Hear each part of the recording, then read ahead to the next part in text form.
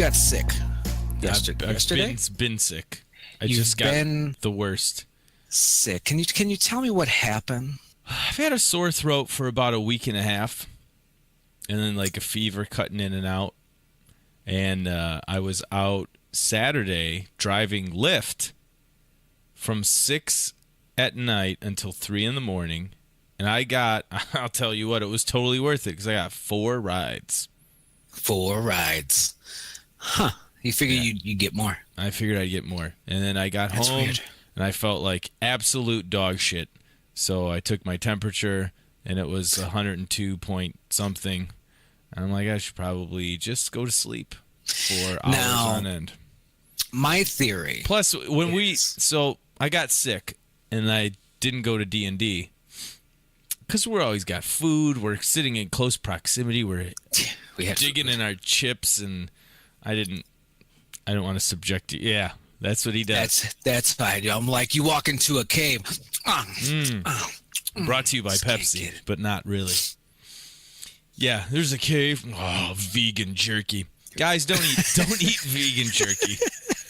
It's disgusting. I think that was a prank, and you fell for it. It tastes. I'll try your vegan jerky. It tastes like oily wood chips. And then when you start chewing on it, it's like paper. Now, my theory was, because you got sick, which is not new for you. But we just played basketball Friday. We went and shot around. It was a great time, and we'll probably talk a bit more about it. But afterwards, we're leaving. Mm-hmm. We're hanging out. We're walking down the hall. We're saying goodbye to the lady. I'm sure we'll get into all of it. God bless that lady. But I put my coat on. I got my pants on. Our buddy's got his coat on. Old Jim, though. Old Jim wasn't wearing a jacket. Old Jim wasn't even wearing pants. No. And he's going to walk out sweaty in his 30-degree weather. I was super hot. hot. I get this text at 3 in the morning, on D&D days, I got a fever. And I'm like, yeah, because you fucking walked out in 30-degree weather. That's not why I got a fever. Wearing a Speedo. I was outside for like 40 seconds, and it felt nice. I was roasted in there. That's all it takes. And of course, people are bullshitting outside of the venue, and I'm like, just get in your car. Just get in your car. Oh, man. Yeah. Okay, so you don't think that had anything to do with it? Okay. I don't think so, no. Although, looking back on it, I probably shouldn't have played basketball Friday, but I really wanted to. So I'm like, I'm just going to power through this, and it'll probably make me feel even better if I play basketball. Mm-hmm. Well, I mean, I didn't know you were sick that day. I mean, kind of. But that does explain some things. Yeah, that's it. That's why. That's why I couldn't finish at the rim. What did I make, like 2 layups all night? No, there was one point you had like 3 in a row. Mm-hmm. Yeah. Yeah, it was fun though. So please tell the story from beginning to end with no pauses of our trip to Calumet City. What is the fuck was it called? Stonebridge? Sandridge Fitness Center, I think. Something like that. Sandridge something. So we'd been, Dale and I and this guy, Jonathan, that I used to work with, we're trying to play in this 3-on-3 league, and we thought it's probably a good idea if hi Dave, for those listening via audio, we're also streaming live. I'm trying to keep track of the chat. Yeah, I'm trying to get in there too while you tell your stories. We probably should play together at some point before the league starts. And we've been looking around for open gyms. They're harder to find than you think. They're either too expensive or, it's $5, but we can't tell you when it's going to be. What? Yeah, just call the day of. So I called a week in advance, and they said we usually have them on Fridays, but call the day of to make sure. It's always good to make sure. So I called the day of to make sure, and this lady says, hold on, let me go make sure. And she comes back and says on the phone, and she says, yes, we do have open gym tonight for adults. It starts, men's open gym starts at 7 o'clock. So Dale and I show up there. It's about 6:50, 6:55 maybe. That's how we do. There's still some high school kid league going on in there. And then we go down to this other room because we said, hey, there's nobody at the desk. Do we pay you? Do we sign in here? The lady's like, there's got to be someone there. And we said, there is not. And she made a couple calls. Harrison Ford was there. I made that joke. Yeah. It's always good to crack some jokes and bring some levity to what I could tell was going to be an explosive situation a minute later. Dale said Harrison Ford just now because for what reason I don't know, in the entrance in the office area to get into the open gym, there were pictures all above the wall, like you would see at like a Chinese restaurant. And, there was like Phil Jackson and some Bulls players, and then Harrison Ford and Jim Carrey for no reason. It was just weird to see it at the entrance to a gym because you would think it would all be athletes. So there's like a Mike Ditka. Okay, that kind of makes sense. I don't know if Harrison Ford was known for Ethel his Merman, crossover. not so much. No. So we go back down. We're talking to this lady, and she says, "Oh, hold on. Yeah, okay." She's on the phone. Yeah. So all right, and I could tell. You could see it on her face. I'm sure Dale noticed it too. That she knows she's got to tell us that there is no open gym tonight. Yeah, well, at one point she says, I'll tell him. Let's go ask him.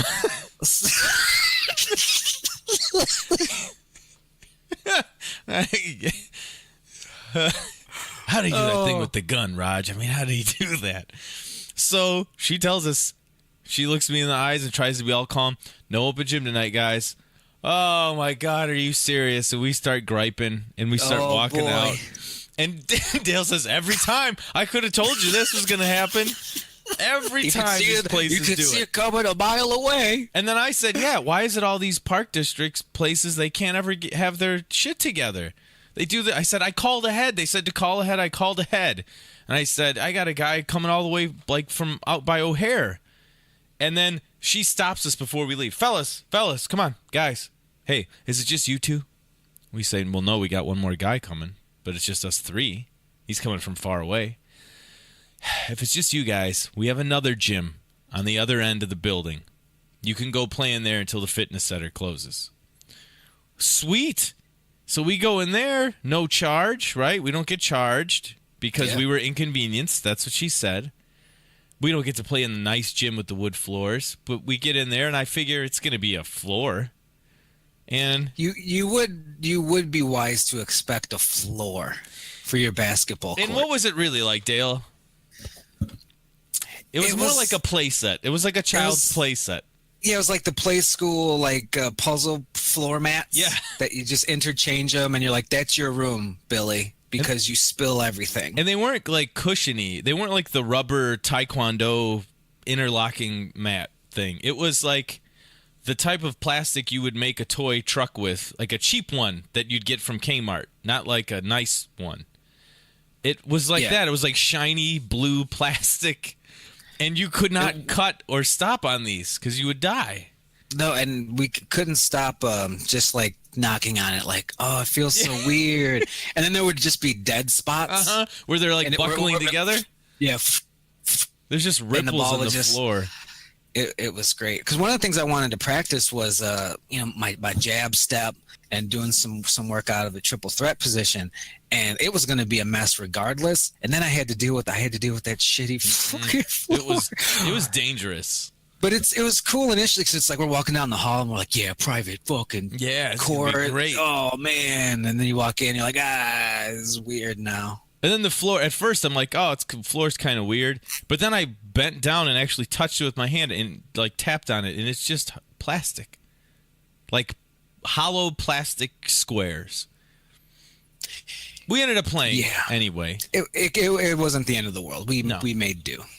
And I needed to get reps in of anything anyway, apparently. It didn't matter how bad the floor was. I needed to take jump shots for the first time. Yeah, a year. it's like when you get a gym membership and day one is like with the trainers, like I just need to see where you're at.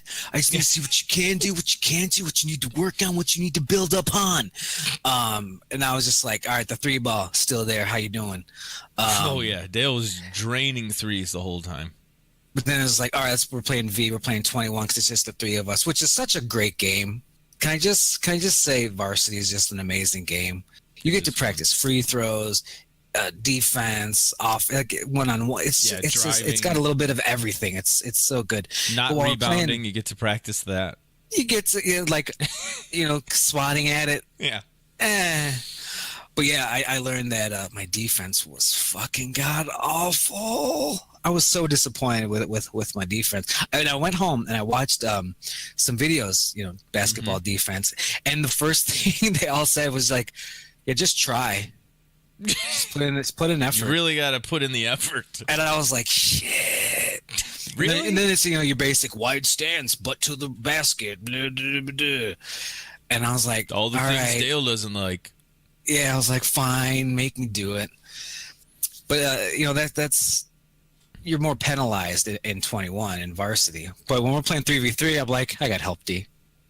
I got big Jonathan down there, boulder shoulder him. Yeah, he was just driving and making layups, and he's got a little spin move. Yeah. I figured everybody normally people have one good move, maybe two. He had 3 or 4 little things. I was like, I can't play him any one way, and that was very frustrating. And to be honest, not to take anything away from him, but he didn't need any moves really. He could have just backed us down every time because we were such a size mismatch for him. Like, without fouling him, there was nothing we could really do to block him. I just tried to force him left, see if he could go left. A lot of right-handed people can't go left, so I just force him left and see what he can do there. My defense was okay. I like playing defense. I always have. Yeah, that's what I was thinking. I was like, Jim and Jonathan, they'll be our defensive anchors. Well, you got to be you're the 3-ball guy.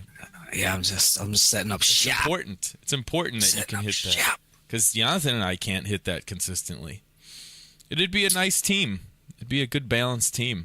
Still on the prowl. We still need players, though. Can't believe it. It's 3-on-3, but we'd like at least a couple people on the bench. Yeah. Tag in, tag out. If me getting winded Friday was any indicator, I'm gonna need some folks to be like, you. Yeah. I want to Hulk Hogan. You are in the game now because I'm fucking blown up. Yeah, and my left knee is made of cabbage. It's entirely made of cabbage, so it's only a matter of time before I'm going to need a break or I go ice it down on the bench. It's made of cabbage. It's made of It's still crinkling from Friday. I can just crunch it around and grind it. I did some squats the other. I'm trying to build up the old muscles around the knee. Protect the baby. Yeah, that's my protect baby. The baby. It was fun. I need a new ball, though. Oh, my ball is toast. Yeah, and it's funny because we're walking in from the parking lot into the venue, and fucking Jim, and he's got, like I say, he's just got his shorts on because he's like, I'm ready to play basketball with the youth. And I'm like, you probably don't need your basketball. I'm sure they have plenty of basketballs. You're going to make us both look like assholes. And it's a good thing he brought his basketball because they didn't have any in the gym we were in. And the gym we were supposed to be in, we saw the rack, and they had like 1948 balls. Just like the leather was just like... They're all peeling apart. You can see the cloth underneath. And then one of them was shaped like a square. It was like a big cube. It was so misshapen. It's bad. It's a good thing I brought it. Oh, man. We're getting some great comments here from Greg. Our TBO Disney has some good D. He can contribute to your squad. Oh, I didn't see that. Our TBO Disney, or whatever his name is. He's also curious if he missed Kid Rock fan hour. No, I'm going to get to that in a second here. Oh, shit. No, the reason Kid Rock is in the show notes there is I want to talk about it last week because that's when it was announced. But a couple weeks ago on the show, we were talking about the WWE Hall of Fame, and I said, dude, I think this whole class is a rib. Hillbilly Jim, Jeff Jarrett. And I'm like, they're going to blow up the building or something. Well, they announced somebody else for the WWE Hall of Fame last week. No. You can't be serious. The one and only Kid Rock. Why? I don't know. For what reason? Because he did the American Badass song that Taker used. So do they have to induct Metallica because he sampled that song for American Badass? That would be cool. Yeah. Why not? Probably would. Oh. Are they going to put Stained in there? Who else had some? I can imagine 2003-ish.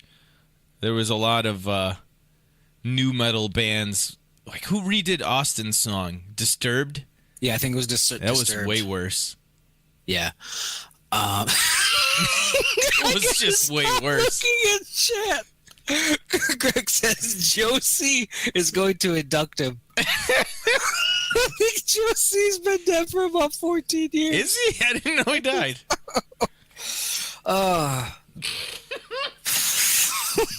Jesus Christ. Josie. I mean, they're always bringing in this like, it's like a celeb wing, the celebrity inductee, and I guess he's going in that one. But if they're going to do the musical acts, that means in like 10 years we're going to get Flo Rida and all these shit heels that are out there now. Did Kid Rock do a WrestleMania? Was he at a WrestleMania ever? I don't think so, but he did do a Monday Night Raw live with the aforementioned Joe C, and he made it. So it was an old one. Yeah, he did a swear. Oh no! And they Attitude Era. They missed the mute backs. He's just like, nothing to fuck with. It's like I love when that happens. Just a hair off. How do you screw it up? Like you heard when he swore. Yeah, it's just like nothing to. I think it's after that. I don't know. It's. I'm just gonna blame Kevin Dunn. I think it's right after he says blame fuck. Kevin Dunn. Yeah. Wait a minute. Metallica did that one. A little short aside. Metallica did that once on the MTV Europe Awards. They were supposed to play some innocuous Reload song, and instead they decided to play "So What." I think that was the song they played instead, which is just full of curse words, and they're just bouncing around. We can't get around. There's so many words. It's just got to keep muting it. It was either that or like Last Caress or something where he's talking about raping your mother. I don't know. I think it was So What though, because I remember it being a thing, and they were not asked back. Yeah. Ron here in chat says Lemmy for Hall of Fame. That makes sense. Oh, he's done Triple H's fucking all his shit. Yeah. Well, wasn't that Motorhead, or was it just Lemmy? Motorhead, yeah, but why not? Definitely put Motor. You'd get more street cred putting Motorhead in there than Kid Rock. He's the real McCoy. I think listener Greg right now is like seeing how long Joe C's been dead. He's like, fuck, I thought. No, it's still. Are you sure? But I love when Motorhead did live. They did a live rendition, just like Kid Rock did. And he's just, all about the game and how you play it. And Lemmy didn't know or give a fuck. He's just like, it's all about the game, and it's a game. Gonna play the game. It's a game. Isn't that how the song goes, though?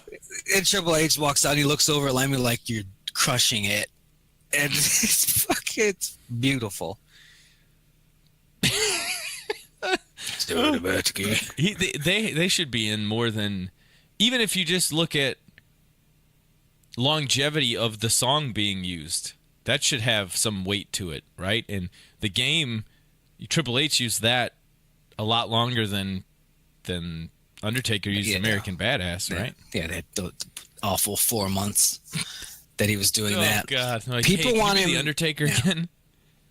Yeah, WrestleMania is in a couple weeks or something, and they're hinting at John Cena versus the Undertaker, and a lot of people. I mean, we've seen the last couple of WrestleManias. We've seen how the Undertaker looks. It's not great. It's time to go home. But they say, you know what? If he does American Badass, that's more playable. You can kind of look older in that form. And I think that is a terrible fucking idea, because if you think he looks like a grandpa now, you're going to put him in flannel and jeans. Good luck. Yeah. It's gonna look leather bad. chaps and a bandana.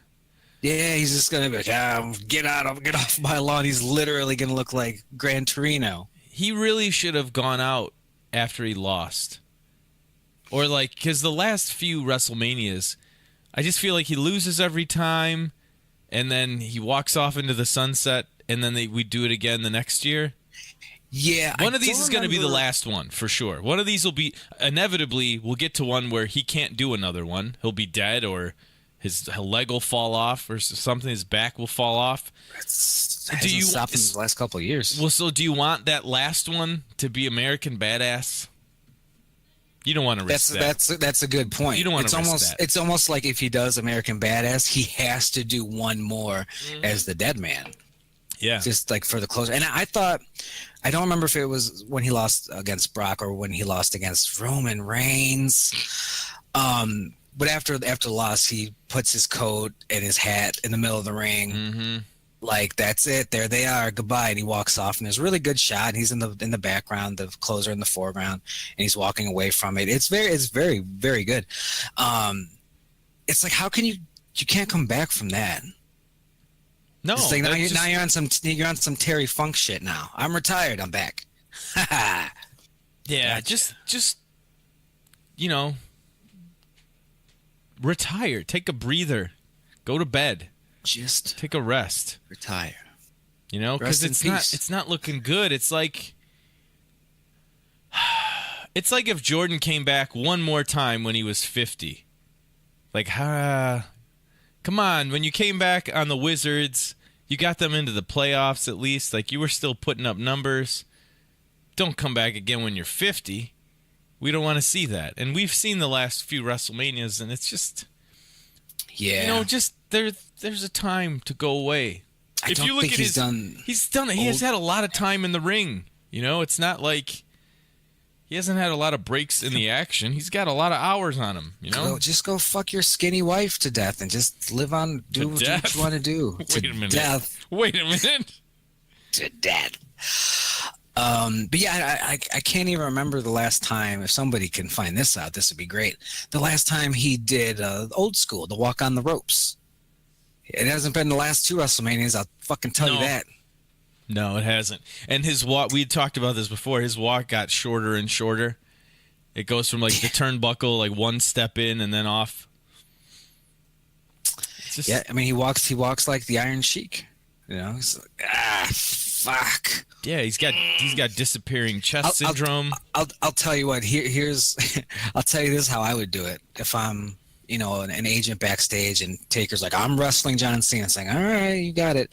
But you try to protect him, obviously. We won't make it too long. We'll do some walk and brawl, make him not look like shit. For the entrance, though, Druids rolling out a fucking coffin. Mm-hmm. He doesn't even have to walk. He doesn't even have to walk. Or drive him out in a hearse. But unfortunately, like, they open it and he's just fucking sleeping. He's actually dead. He's actually dead. He's expired. I'm sorry. It took too long to get to the ring. I would love that if like the Druid opens it and just like instantly closes it. Like, oh shit. No, we're good here. Oh fuck. And he climbs in there with his dead body and tries to like slip on his ring gear and pretend like he's the Undertaker. It's some indie worker. This is like, I gotta do it. I'm taking a risk, but this might be what I need. It's fake. It's fake Razor Ramon. We don't talk about that. No, we don't talk about that. I wanted to talk about the lookbook. Can we talk about the lookbook? We can. This is something new to me. Okay. I've been doing the screenwriting thing for a long time, and I thought I knew all the gimmicks. I thought I knew all the bells and whistles. The lookbook. Am I supposed to know what you're talking about? No, absolutely not, because I did, good. And I probably should have, but it's bullshit. The lookbook. Is it like the secret? It's the secret of laziness. Oh. I was talking to a producer friend of mine. He's shopping one of my scripts, and the thing with producing is like you only have so much money, so you're trying to find other producers and investors and people with the money. Let's make a movie. And you have to essentially pitch it every time. Like, here's a script, here's what it's about. I think it'll do well because of X, Y, Z. Here's a summary. Fine. Here's the script. You want to read 100 pages? Here's the script. Here's a script mint. You can read 12 pages, right? Well, here's the lookbook, and it's gonna be on your screen here in a second. Okay. Apparently, yeah, look that. Apparently, it's just. I'll read it now. It's a collection of photographs selected as visual references to express the director's vision for the look and feel of the film. Jim, they're showing the investors pictures. What's your movie about? But don't send me a summary. Just show me pictures of it. I've never heard of it. Can't be real. Until this, and I was yelling at the guy. I said, "This is lazy bullshit. This is not even a thing." And he's just like, "Well, let me Google it for you." And then he sends me this screen grab, and I was Send like, me some pictures of a movie you want. There's such a thing called a sizzle reel, which is it's like it's like a little trailer, but you pluck scenes from other movies and it just kind of sells what yours is about. Ours has racing, so I might pull something from Bullet or Fast and Furious, and we've got a rooftop gun scene, so I'll pull something from a film that has that, and I'll set it to some music that works well with the mood and tone of the film that I would like it to be. And you're selling atmosphere, you're selling visuals, but you actually have to put in work to create a sizzle reel. This is just pictures. Google image. Like a rake, a shopping bag, 3 oranges. You get my drift? You get where I'm going with this? just when I think these motherfuckers can't get any lazier like this, like I don't want to work with somebody that has requested a lookbook. I want to work with somebody who can read words. It's too much to do these days, Dale. I can't be bothered reading words. Show me pictures that are similar to the words you want to write. I mean, it's some Donald Trump shit. Where he's just like, I'm not gonna read this report. Just put pictures in it. It's like, well, here's a tank. I actually can't read it right, so just put a picture of a tank and just show it to me, and that'll be fine. That'll be great. That'll be the best. I'm just glad, and he was probably going to do it before I just completely shat on it, but I'm very glad he didn't ask me to put the lookbook together, because I was just like, how about what idiots like Sheldon from Big Bang Theory? put that picture in there. Here's a bag of money. Here's a bag of money. We're gonna make a bunch of money. You like that, idiot? Ooh. I'll put a Chinaman in there. Like, oh, it'll do well overseas. We got a Chinaman in it. Put a SoundCloud rapper in there with some black tattoos on his face. Yeah. And a grill. I'll just put a little image of like #1 box office. Put that in there. It's gonna be #1 at the box office. You fucking tard! I can't believe that this is a thing. The lookbook. I hope I never come across it again. But if this is where they're going with it. It doesn't sound promising. It doesn't. I don't think this is going to last. What good are pictures these days? You know, we have moving pictures. If you were an investor, somehow, like maybe your family were in money, or you're a very successful musician, and you were like, you know what I want to do? I want to bankroll some movies. I want to produce movies. That's always been a dream of mine.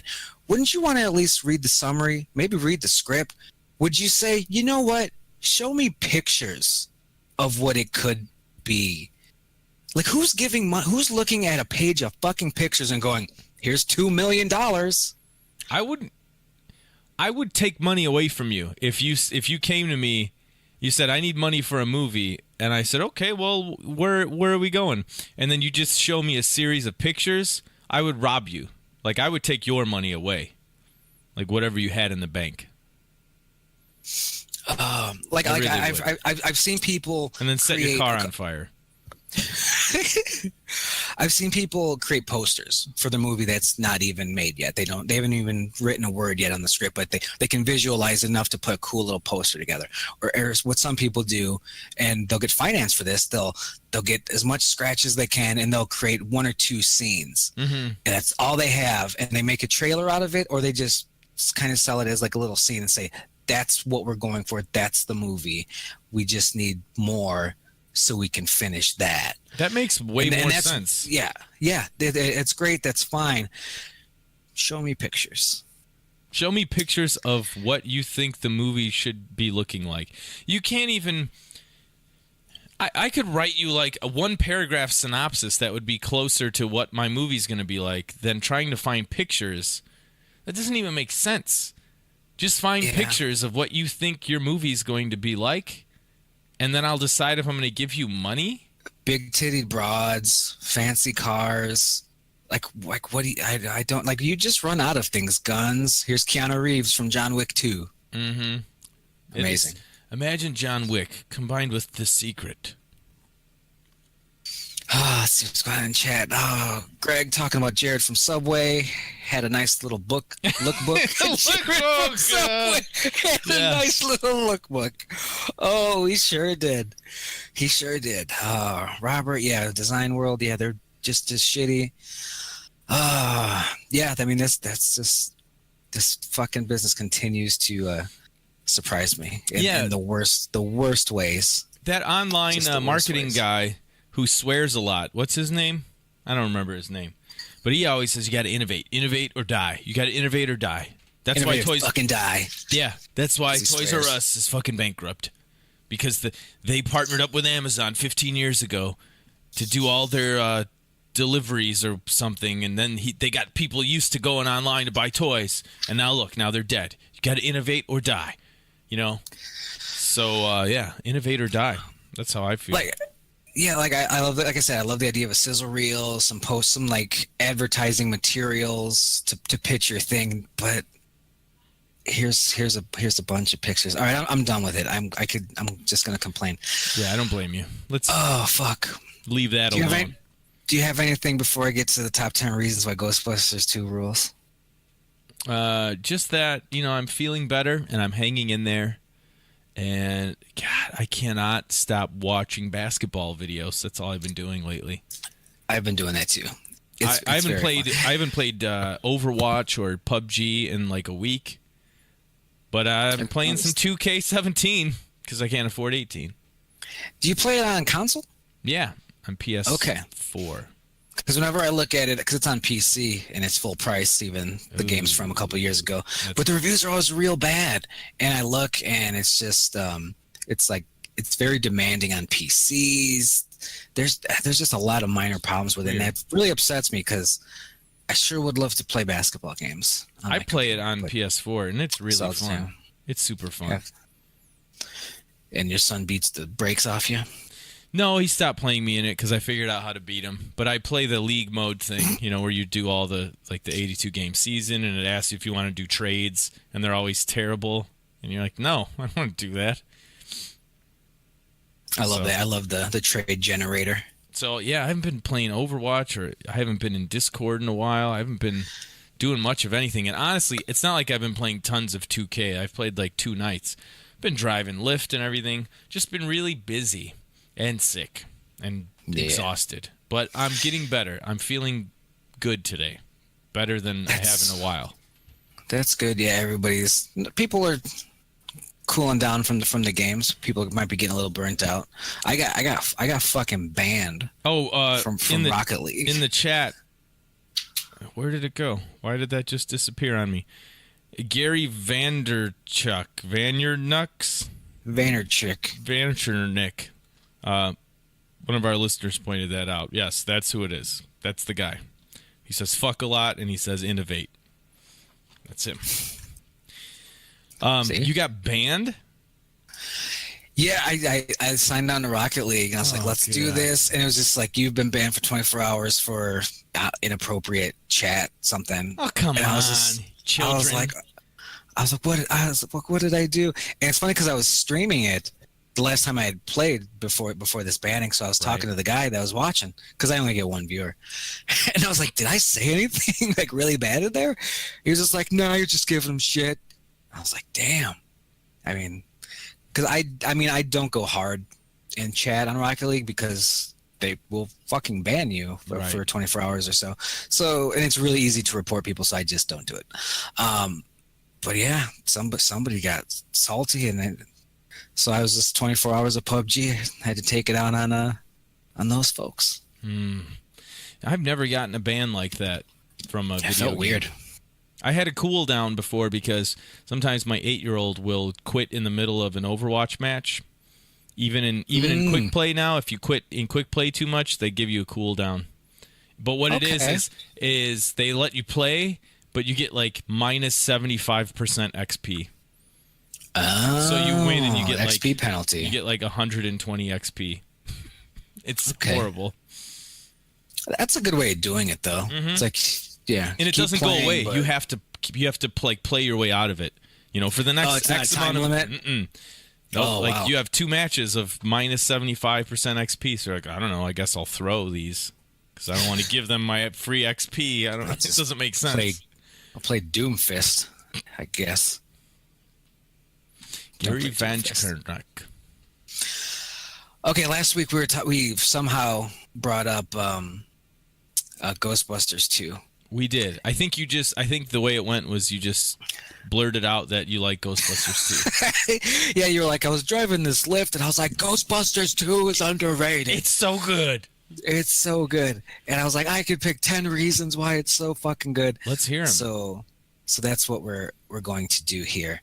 I'm messing around with a little slideshow gimmick on the screen. So this might go very poorly. Number 10. I love the character introductions in Ghostbusters 2. I love the slow pace. Like, we get to meet everybody while they're doing their thing. We start with Dana Barrett. She's got a little baby. Boom, established. Like, everything is established so smooth and so fun. We see the ooze, like, right away. And so it's like the seeds are all happening. We see Ray and Winston at the birthday party. Oh yeah. Oh, I love that one. So we know the Ghostbusters. We know that shit has gone south. That's probably my Winston favorite one. That's my favorite of the intros. Yeah. Yeah, I go back and forth on it. I mean, I like Egon's because he's the only one that's still doing actual science shit. Although it's very strange because it's Egon. But then there's Bill Murray's. What are your thoughts on the Bill Murray one? The Bill Murray one is really funny. That's the one where the guy predicts the end of the world, and it's going to be, what is it, on like New Year's Day or something, or Valentine's Day? No, hers is Valentine's Day. Yeah. His is New Year's. Okay. Yeah, he's got like this public access paranormal show or something, which is totally right up that character's alley. They're perfect. Yeah. Those character intros are perfect. The reason why I like the Ray and Winston one so much is because they try and trick you into thinking like, well, these two guys are still at it, you know, because they sort of, I think you see the Ecto one parked out front, and then they walk in, they got their proton packs, and they ask the lady where are the little buggers, creatures, or whatever it is. And then it's a birthday party, and they're just dressed up in costume like clowns. And then all the kids want He-Man. I love that. It's so, I don't know if that. You're going to call He-Man. He-Man. He's like, how many? 14. I'm like, oh, shit. Fuck. And you're thinking like, ooh, 14 Spectres. And it's like, no, it's little kids. Now, what year did this one come out? I should know 89. this. 89. Okay, so He-Man was around. Was relevant, but like. Relevant. They probably had written that, I don't know, in 86 or 7 or like at some point when He-Man was a little more topical. Yeah. Because by the time this came out, we were already on to the new adventures of He-Man that nobody watched and was shitty. What would have been the move then? Ninja Turtles. Ninja Turtles, Ninja 89? Turtles cartoon came out in like 87, 88.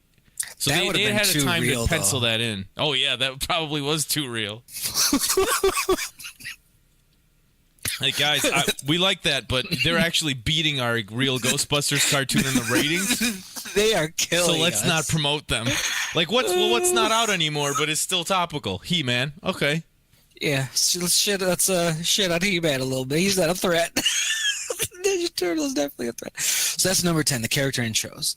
Ghostbusters, love it. Number 9. Janine and Louis Tully, fucking. I love that little subplot of them babysitting and hooking up, and her being like the aggressor, and him just thirsty. He's Louis. She's thirsty. Yeah, but she's not rapey. She's like the mature woman because he doesn't know what the fuck he's doing. But she's just like, I'm gonna fuck him. I'm gonna fuck this little dude. And it's great. There's lipstick on their faces, and they're doing couch stuff, and yeah.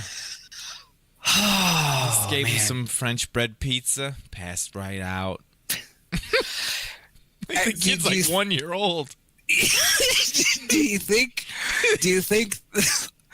why do you think they went this route? Do you think they, in Ghostbusters 1, when it went to theaters and it was a big hit, there was some interest in Janine as a sexual character? Like, people seem to like her. She was under that table with Egon when he was fixing that computer, or the other way around rather, but they really amped it up because she was thirsty for Egon in 1.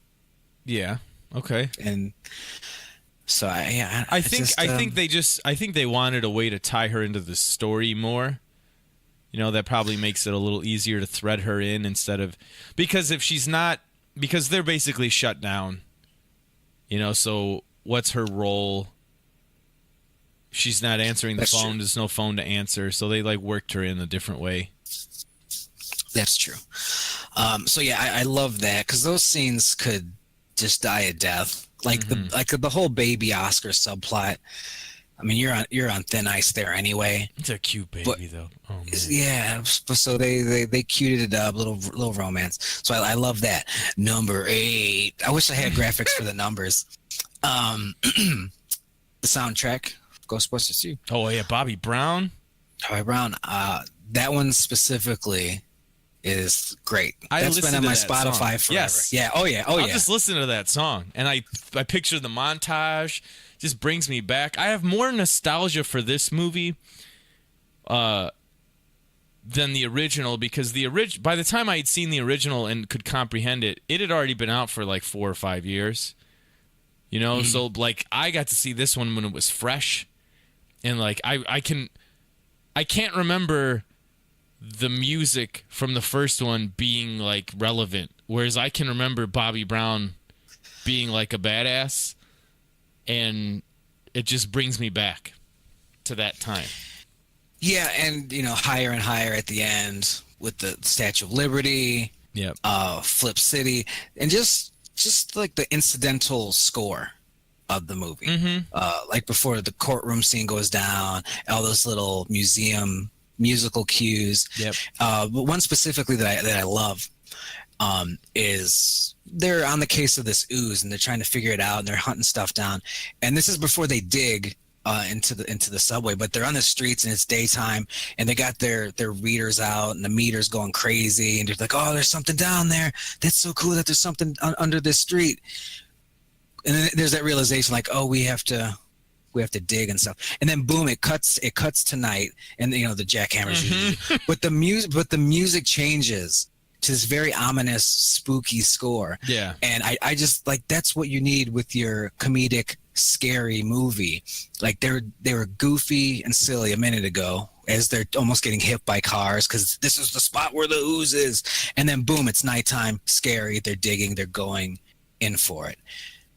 And movies should use that more. Music's very important, and not just soundtrack stuff, but how do you want people to feel? It's very manipulative, but it helps, because if they didn't have that cue and suddenly it's just nighttime and they're jackhammering, you're like, we're still doing jokes. Where are we at? Yeah, you're in limbo of what am I supposed to be feeling right now, and it can sort of ruin a moment when they're I'm sure you've been watching a movie at some point where there's something that's not supposed to be funny, and then one person laughs during the movie, and then it lets everyone else see the humor that maybe they weren't looking for in that spot, and then everyone else starts laughing, and you're like, oh, that didn't go the way they wanted it to go. But when you have music to set the theme, I think that works a lot better. Yeah. And I mean, Ghostbusters 1 did that very well. And I'm glad they carried over Ghostbusters 2 because, like I said, a lot of people don't like Ghostbusters 2. Who are these people? I don't know, but they're out there. They're out there. They're morons. I hear a little bit. So yeah, that's number 8. The music is excellent. Let's go to number 7. Oh, this motherfucker right here. Kurt Fuller. One of the best heels in movie history. You can't see that guy's fucking face and not just want to punch him, throw him off a roof. You know he's going to be evil. You know he's going to do shit up. You know he's going to screw over your heroes. And he's like, there was a point where I didn't really like Ghostbusters 2 all that much. You know, look kind of like high schoolish. And this motherfucker right here was like the main reason because he pops up on screen. I'm just like, fuck him. You had real heat. He gave you some real heat, and you were like, I don't like this guy's a dickhead. Yeah, it was a mark. That was a mark. Like he's like that in Wayne's World too. Wayne's World, No Holds Barred. I think he's in there. He's real bad. But because we had Pencil Dick or Needle Dick, and he was good. The first one, he was good, but he was almost kind of too charming. With his, a little too refined, like a little too, little too much like the bad guy in Last Action Hero. Yeah, but shut it down. Shut it down now. But this guy, you see that face, and he's the mayor's little body man. You know, you don't touch the mayor. You can't go see the mayor, and he gets him fucking thrown in an insane asylum. He's just the best. Movies. The mayor doesn't like what he's doing, but he's like, I know what's best for the mayor. I'll handle this. Oh, I love that. I love those characters. Chad is killing me. Greg says, Rip did a number on this guy. Like I said, no holds barred. I thought that was him. Oh. That's what Dave just threw up. Oh God! Can you see my finger? That's from basketball. Oh my God! That's a normal ring finger, and that's a jammed one from basketball. That happened. See, that's why, because you jammed that relatively. Yeah, I always jam it early. I'm always jamming it. Jamming it. Number 6. Greatest linebackers of the 90s. Number 6 reasons Ghostbusters 2 is awesome. The River of Slime. Of course. I love that whole scene. You know, we talked about the jackhammering and everything, and Ron here in chat mentioned it a minute ago. But the cops, like that whole fucking scene is great. The cops roll up and they're like, what are you guys up to? And they're bullshitting. They're funny, they're charming, they're lying, and we see him digging a little too deep, and they're like, okay, and then they obviously come back, and we get to see Egon, you know, do his Brooklyn accent, which is great. That whole scene where they're pretending to be streets and sanitation workers is hilarious. Ray does a great job. Oh yeah. I love that part. And then they get down. Somebody's got to go down there. And who is it? Of course, it's Ray. And they string him down there. It's a river of slime. Oh, come on. It's fucking fantastic. And it starts to come up and try to get him. Yep. Then it's pink and it's alive. Yeah, it's just so good. I love that. I love that shit. Just the slime as a character as a whole is really fantastic, I think. And how it can be positively or negatively charged. Yeah, and I love that neat. We get to see their version of science in it. We see our heroes figure it out. Because they got in the little cup and they're yelling at it and they're putting it in the toaster, all that stuff, and they're trying to figure it out. They're trying to do science in our science fiction movie, and I think they do a great job with that. Yeah, and and also in the chat here it says listener Dave produces a river of slime after a good jackhammering. That's from Greg. What is happening in this I don't know. And then Dave said it's more of a. Dave says it's more of a swill. Oh God. Yeah, they're actually the scene. It's in the cup, and they start arguing with each other. Like they start getting all mad at each other, and then the slime starts going crazy, and they start to figure out, the slime's like making us hate each other. And then, then they start experimenting and doing science stuff. Yeah, and it had to happen to them. It couldn't have happened to somebody on the street, and I'm going, hey, it looks like that made that guy hate that woman. Right. No, it's got to happen to them, and it's got to happen against each other. So yeah, the slime is great. I love that there's this force of hate and how it chose New York because they're all hateful pieces of shit there. They which especially is just were in the late 80s too. Just a cute little, letting them have it. Number 5 is the courtroom scene. Oh yeah. I love the courtroom scene because it works as like a fucking short film for like the most part. It feels like it goes on forever, but it's a forever that I don't mind because we see Louis Tully and he's like, I'm your lawyer, but screw it. It's okay, Louis. We were arrested at night. There's so many stupid, hilarious lines, and like the picture here. We were arrested at night. I love that line. Venkman's on the stand, and he's feeding them lines like it's an isolated incident. It's an isolated incident. It'll never happen again. It'll never happen again. Like that's so fucking good. It's so good. And then of course, the judge. He's also a pretty good heel. He's like, I don't believe in ghosts. So none of that shit here, you motherfuckers. And he's very angry, and that feeds the slime. Yes. And it boom, and it brings the Scoleri brothers. The Scoleri brothers. Friends of yours? I gave them the chair. Yeah, and when they're like hiding behind the table. Yeah, and like so we get to see Ghostbusters doing Ghostbuster stuff, and that's what you want, and that's the scene where it's like, all right, they're back. Yep. This is all been they've been shit on. New York gave up on them, but they're investigating because they can't help themselves. They're good guys, and now boom, they're back. We now have the Ghostbusters. Yes, love it. They're back in action, ready to rock and roll. Number 4, Vigo. Yes, the Carpathian. He's so creepy looking. Vigo? He's so creepy looking, and the paint, like for the vast majority of the movie, he's a painting, and he's just standing still, and yet he's really menacing, and it's really scary, because as the viewer, the painting really is alive, and probably really is the bad guy. Yeah, we see it early and this freaked me out as a kid, and when it's on now and I rewatch it, I always make sure I'm paying attention and I'm not on the fucking computer. It's when the head comes out of the fucking painting a little bit, and he's like, oh, it's so creepy. And he's just creepy looking. He's got creepy looking costume on. Oh yeah.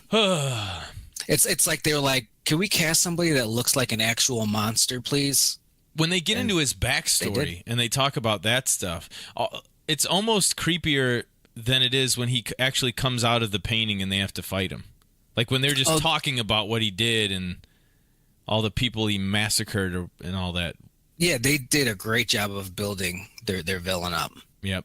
They tried to kill him and they couldn't. They called him this, and that because he was super bad.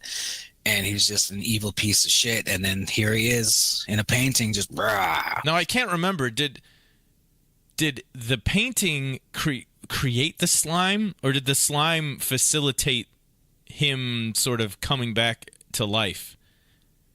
I've always been sort of unclear on that. I don't think it's ever been explained, maybe in some comic book or something. Right. But I always assumed it was painting first. That's what I assumed. And like the hate that's just trapped in there like creates the slime and lets things run amok until because it ends up building that big shield around the art institute, so you would think he has some sort of control over it in some way. I don't know. Yeah, there's always room for Jello.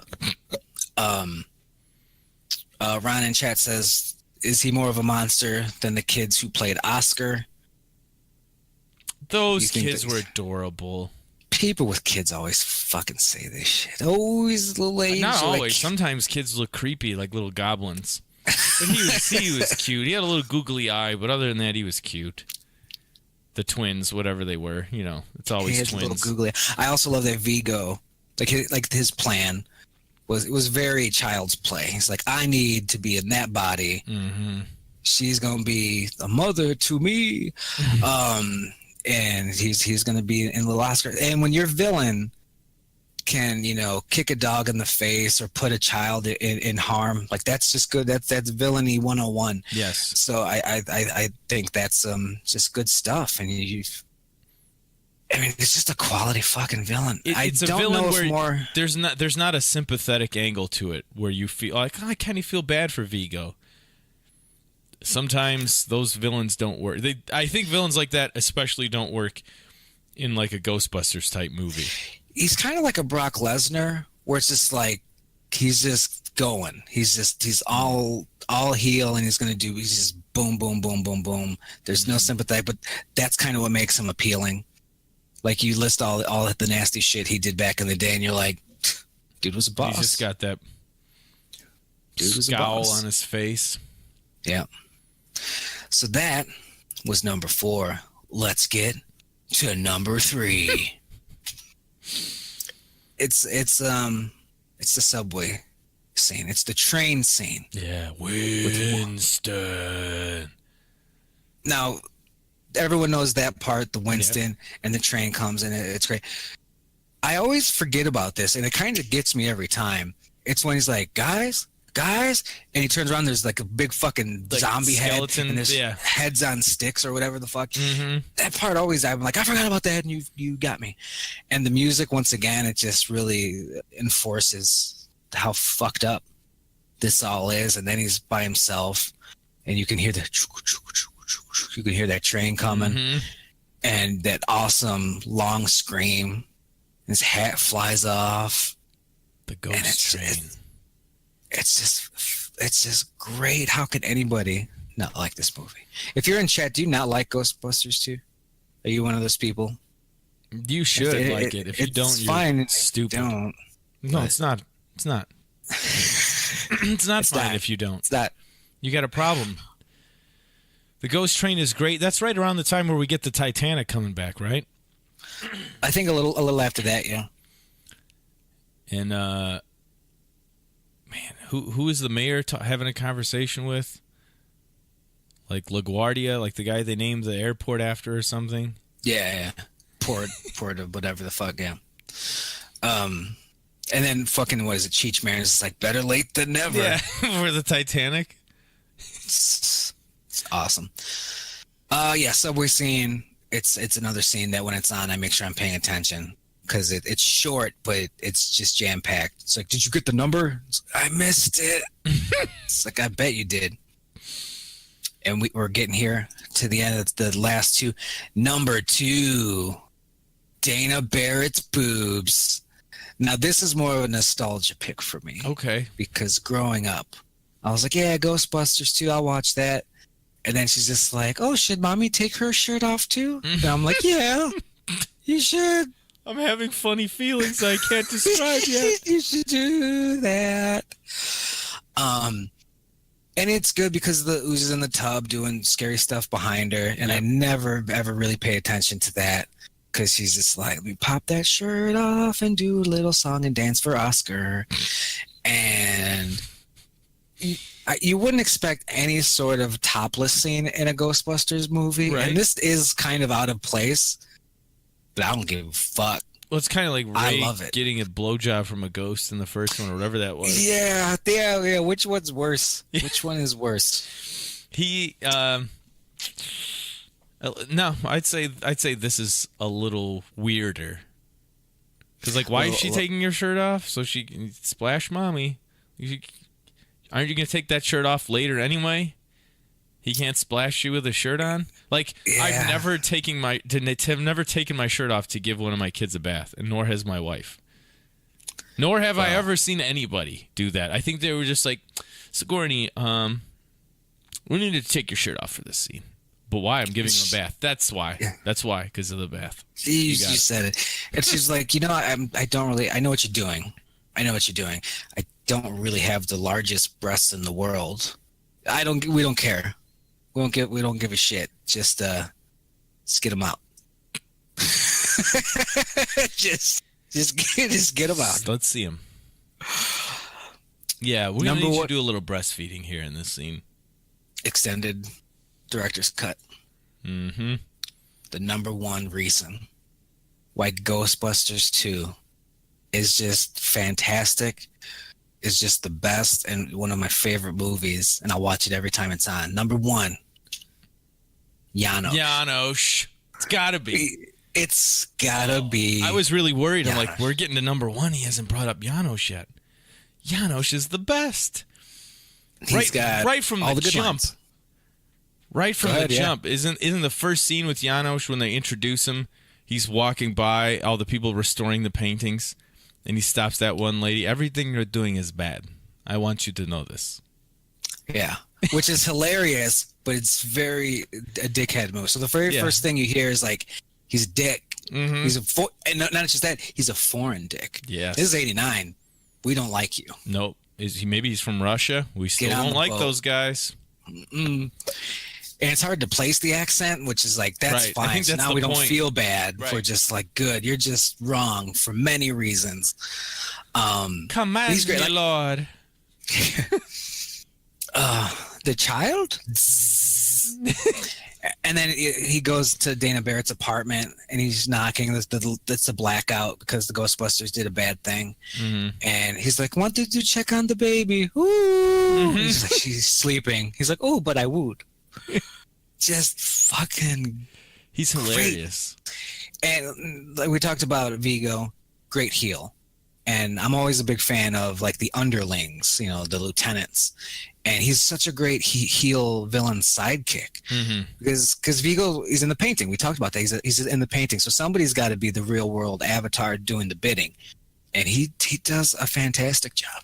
And they don't make him, they show that he's a dick, but they don't make him entirely unsympathetic because we see the painting like hypnotize him. Like the painting like hits him with some sort of mind ray. He doesn't just decide to start helping this evil painting. Yeah, and I think we get that at the end when the Ghostbusters have devised a way to neutralize the evil goop with the feel-good cum, mm-hmm. and they spray him, and he feels good, and so there's hope for him that he's not evil forever, and it was just he was under the influence of evil. There's one scene though that kind of bugs me a little bit, and because if you're gonna be a heel, be a heel. And it's that first scene where everything you're doing is bad. Mm-hmm. I want you to know that. Because he's creeping on Dana Barrett. Yes. Like that's his whole thing for the most part. And she's painting, and he's behind her, and he's just like he does a little thing with her hair, like doo-doo-doo, and she's like, "The fuck are you doing?" And he goes, "Oh, you had something in your hair." And he shows her like a little piece of feather, lint or something. He's like, "You had a thing in your hair." I would have loved it. I think this would have been so much better if he's like, "You had something in your hair," and she didn't. And she didn't. He put that shit in there. He has a plant. We have a real Janine in the chat, and she says that she thought Janosz was a sweetheart. He had that weak thing going on to where you are a little sympathetic to him. Like Vigo's the opposite of that. But right. I mean, this guy was pretty much a victim. He's this weirdo, very talented. He's got this high position at the museum. So he's got some talent and some skill, but he's just this foreign, awkward dude.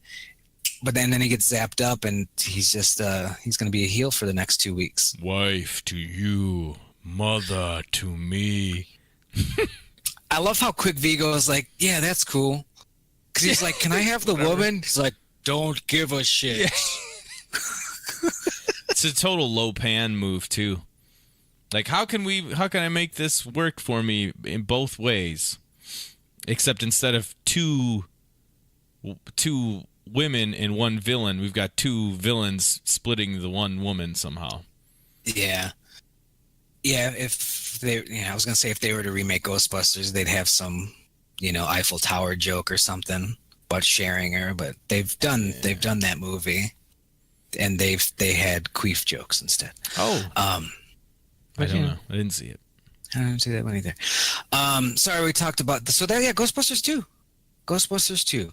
It's good. It's on Netflix if you have Netflix.